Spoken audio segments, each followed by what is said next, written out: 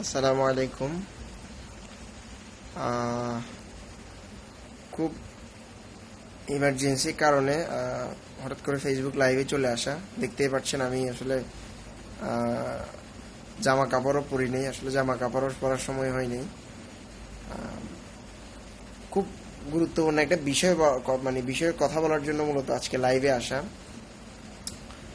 আহ, ব্যাপারটা হচ্ছে যে ফেসবুক লাইভে আসার মূল রিজনটা হচ্ছে যে মানে গুরুত্বপূর্ণ যে বিষয়টা নিয়ে কথা বলবো সেটা নিয়ে মূলত ফেসবুক লাইভে আসা আর কি। আহ, মূল বিষয়টা হচ্ছে যে আম,